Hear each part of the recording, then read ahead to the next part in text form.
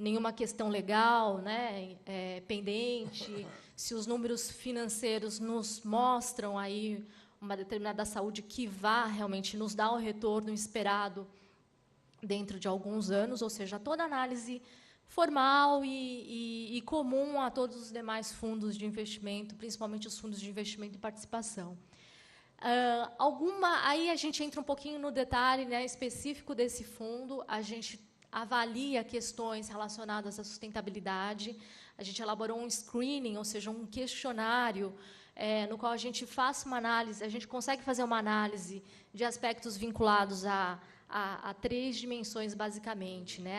A dimensão de governança, a dimensão social e a dimensão de meio ambiente. Então, a gente buscou fazer esse screening coletando informações e com base em diretrizes e padrões aí já reconhecidos no mundo inteiro, né? A gente procurou não inventar nada, então a gente utilizou bastante critérios utilizados pelo Índice de Sustentabilidade da Bolsa de São Paulo, da Bolsa de Nova York, né, do Dow Jones Sustainability Index.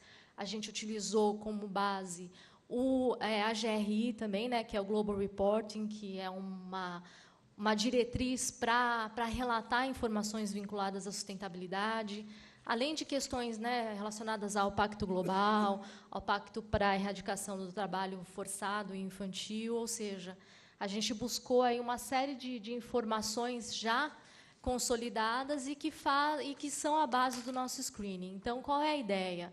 É a gente aplicar esse questionário que a gente procurou simplificar bastante, até mesmo para não assustar muito as empresas, né? Mas para que a gente pudesse ter uma noção de como ela está hoje, qual é o retrato da empresa que a gente tem interesse em adquirir participação hoje. Para quê? Para que a gente possa trabalhar aqueles aspectos mais críticos ou os aspectos que podem ser melhorados durante o período de investimento. E, consequentemente, no desinvestimento, ou seja, na saída do fundo, né, da empresa, na venda da sua participação da empresa, ela possa realmente apresentar melhores resultados, não só financeiros, mas também vinculados à sustentabilidade. São 2 fatores que a gente acredita que estejam relacionados. Então, é importante essa análise, né? A gente pretende aplicar isso para todas as empresas-alvo, né? Todas aquelas que a gente realmente vê interesse. E o que é importante ressaltar é que não é necessário que ela seja realmente uma top, né, nas questões de sustentabilidade, mas que atenda aos requisitos mínimos e que a gente enxergue aí um potencial de melhorar esses aspectos aí durante o período de investimento. Um outro aspecto, óbvio, né, identificação de possíveis projetos de MDL, esse, inclusive, é um dos nossos direcionadores com relação à definição de setores, à definição dos critérios.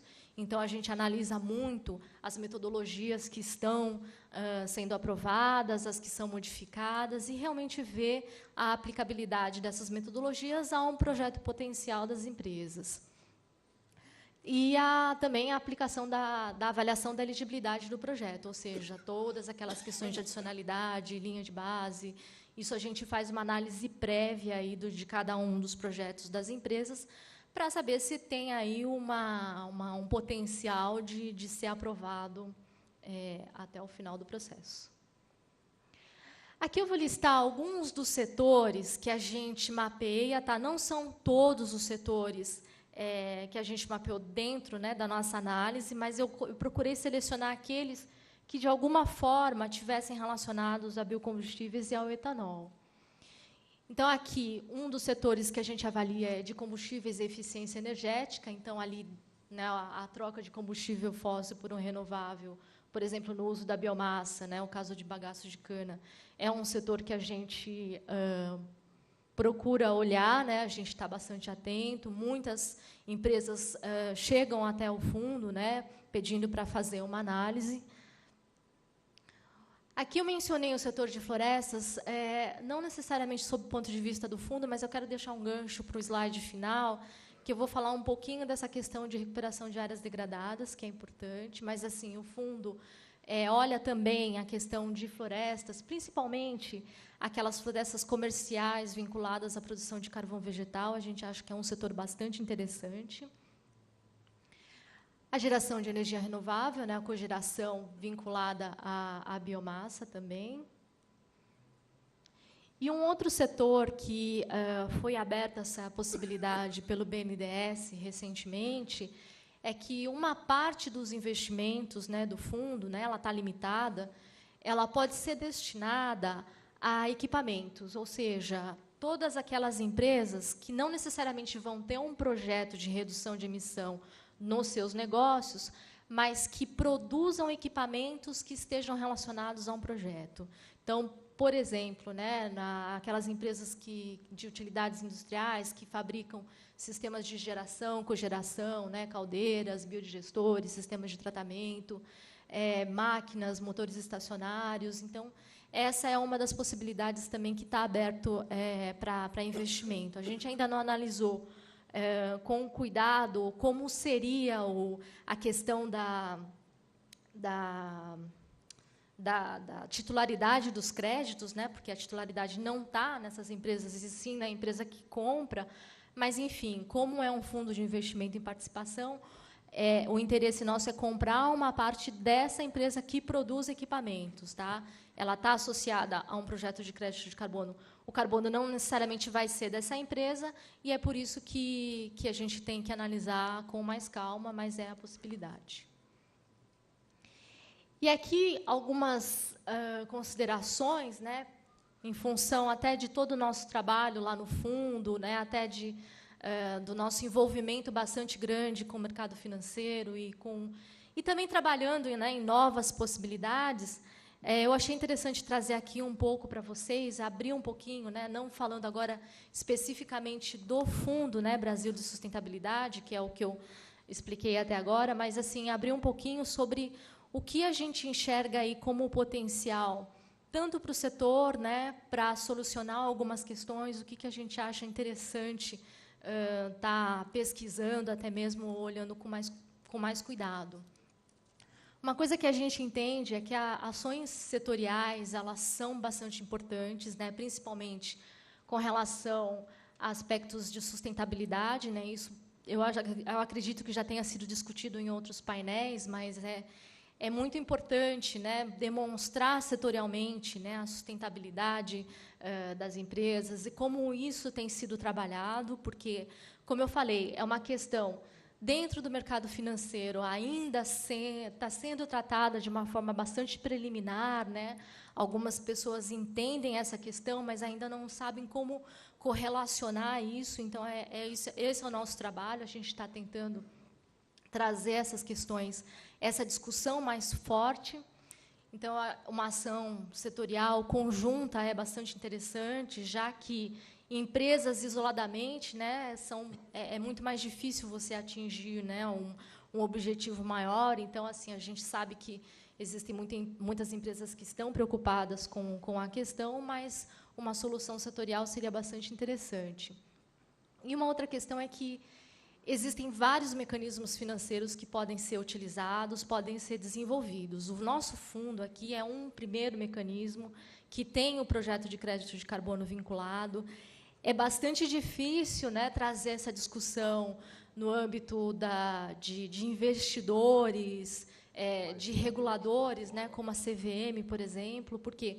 Porque são setores que estão bastante envolvidos com algo bastante já definido ou realmente focado. E assunto vinculado à sustentabilidade, muitas vezes, ele é um pouco, digamos, subjetivo. Então, trazer esse assunto para o setor tem sido uma experiência bastante interessante, e, com isso, novas ideias sempre vão surgindo. Então, o que a gente tem trabalhado bastante, o que a gente tem discutido é assim, bom, a gente conseguiu colocar no papel um fundo de investimento em participação que tivesse crédito de carbono relacionado, mas outros produtos podem ser criados e desenvolvidos. E eu acho que é essa a ideia, é trazer para a discussão, para quê? Para que possa realmente viabilizar os projetos. Então, uma coisa que a gente até pensou aqui, e eu até já tive um pouco de contato, por exemplo, na questão da aplicação da vinhaça, né? Já existe uma metodologia aprovada, mas como viabilizar isso de fato, né? Como desenvolver tecnologias, como trazer investimentos para o desenvolvimento e para aplicação em grande escala, talvez, né? Para buscar uma solução correta, né? Para buscar uma solução para resíduos. E uma outra questão também é o atendimento a requisitos legais, né? Por isso que eu tinha puxado aquele slide da floresta, ou seja, aí a gente está pensando no mecanismo fora de Kyoto, né? No mercado voluntário mesmo, mas que a gente já até discutiu com algumas empresas, com o próprio pessoal da FGV, é de como montar um mecanismo, né? Que a gente pudesse atender a esses requisitos, pudesse trazer gente interessada em investir nisso, né? Através de um mecanismo financeiro. E aí a gente pensou assim, bom, quem estaria interessado na adequação dessas áreas? O comprador do álcool, por exemplo. Então, por que não chamar ou grandes compradores, ou assim, veio até a ideia de trazer os grandes produtores, né, de combustível, por exemplo, uma Shell da vida aí, que tivesse interesse em investir, né, na adequação desses requisitos aí, para que pudesse realmente ter segurança na compra do álcool, por exemplo, né, para não ter nenhum problema de ordem legal lá na frente. Ou seja, são mecanismos aí que estão sendo discutidos, né, a gente também está aberto para essa discussão. É importante, a gente tem a participação de acadêmicos, é bastante legal, né, pessoas que estejam envolvidas também no mercado financeiro, para que a gente possa desenvolver aí soluções criativas e que resolvam aí algumas questões bastante complicadas aí de todos os setores. Então, é isso. Obrigada.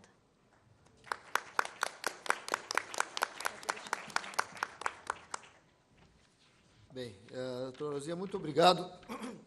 De fato, é uma experiência muito interessante para ser trazida aqui e demonstra que há mecanismos criativos que podem efetivamente trazer mais liquidez para esses mercados e seguramente devem ser explorados, assim como vocês estão fazendo. Bem, eu queria propor a seguinte metodologia para nós concluirmos o nosso painel. Nós temos aqui uma série de questões dirigidas a vários dos panelistas e temos cerca de 25 minutos para a conclusão dos trabalhos. Então, eu selecionei 2, 3 questões para cada um dos painelistas e vou pedir para que cada um procure se restringir a algo próximo a 7, 8 minutos no máximo, para que nós consigamos concluir em tempo esse painel. O primeiro conjunto de perguntas, então, eu gostaria de dirigir ao professor Giovan, são as seguintes, professor. A primeira delas, quando uma empresa resolve tomar uma ação que seria tomada de qualquer maneira por questões econômicas e financeiras, e esta ação efetivamente diminui as emissões, a empresa, ou seja, a empresa, mesmo assim, teria direito a crédito de carbono? Por exemplo, reflorestamento. A segunda questão, professor, ok? Não, como você quiser. Ah, tá. Não, eu vou já fazer todas as questões, tá? A segunda questão diz respeito a quais as principais necessidades de alteração. O senhor já respondeu isso parcialmente, mas a pergunta vai no sentido de quais as alterações que deveriam ser feitas nas regras de MDL para ampliar a utilização desse mecanismo. E quais seriam os principais empecilhos para ocorrerem as alterações? E a terceira questão é a seguinte: dada a divergência de posicionamento entre países, como a questão de crédito para a conservação de florestas poderia ser equacionado dentro das negociações do clima? Professor, eu lhe pediria, então, se pudesse restringir a uns 8 minutos.